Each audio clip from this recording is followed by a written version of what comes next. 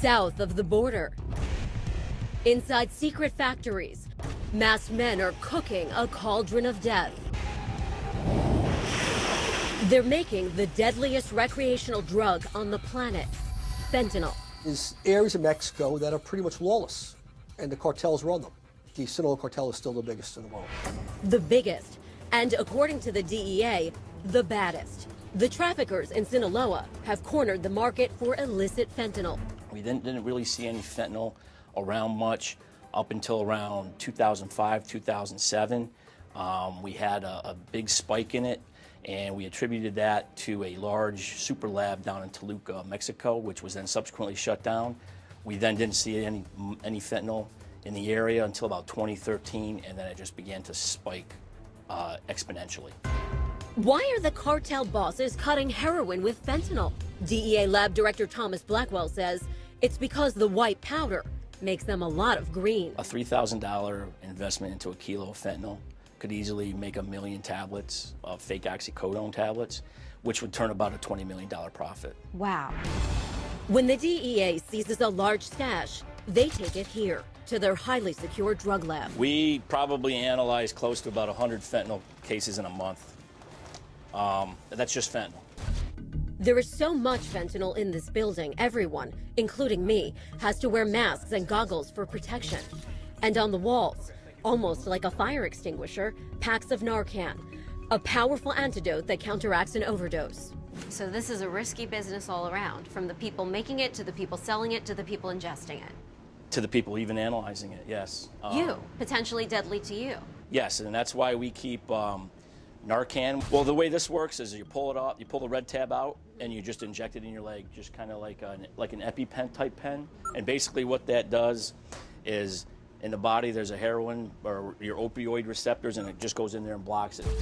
The lab workers painstakingly analyze every molecule of every seizure to determine the exact chemical composition. In this particular instance, this chemist has some unknown liquids that she's getting ready to do some further testing on. So you're trying to figure out what's in there. Everything we get, yes, is an unknown. So we're trying to figure out exactly what it is. So there's a chance that fentanyl could be in that liquid. It could be smuggled in. It could be dissolved in a liquid. Absolutely. The lab processes tens of thousands of tablets, many of them fake. Traffickers disguise fentanyl as legitimate prescription drugs. These are tablets that are made to look identical to oxycodone tablets. Wow. So they're disguising it as other prescription pills. Correct. They try to make it look, and the way we can tell, the tablets are not of a high quality. They crumble easily. But your average drug user, they wouldn't be able to tell the difference. They would never know. Tablets are probably going $10, $20 on the streets, so easily that's $100,000 worth of tablet. Could easily be $100,000 worth of tablet. And the most bizarre thing we learned here in the lab, all the ways the cartels smuggle the stash into the States. Ironically, they even hide it inside tombstones. What's the most outrageous thing that you've ever seen? You know, I like to say, just when you think you saw it all, you haven't. We've had flowers come in cardboard boxes, and all the cardboard that was used to separate or make up the box in which those flowers were contained had been soaked and saturated in heroin. For law enforcement on the front lines of the drug war, getting fentanyl off the streets is a full-time job. It didn't take much fentanyl to kill him. And for drug counselor John Venza, the fight against the cartels came too little too late to save his son Garrett. And do you think he knew that there was fentanyl mixed in with the heroin? Absolutely And that's, most people don't, Most right? people don't, no. There's no quality control in how heroin is cut, the purity levels. A good young man who probably never realized his fix would be fatal. Everything I'm involved with every day, as much as I understand about this, my child still died. My child overdosed. My child died. He's not coming back.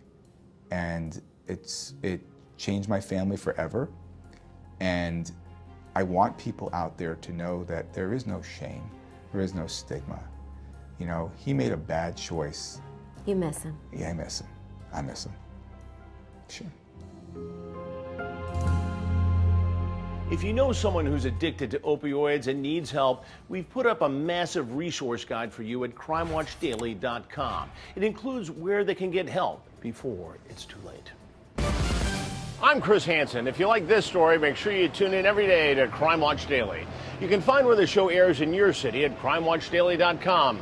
Watch it live or record it on your DVR and watch it at night. And to all those criminals out there, remember, we are watching.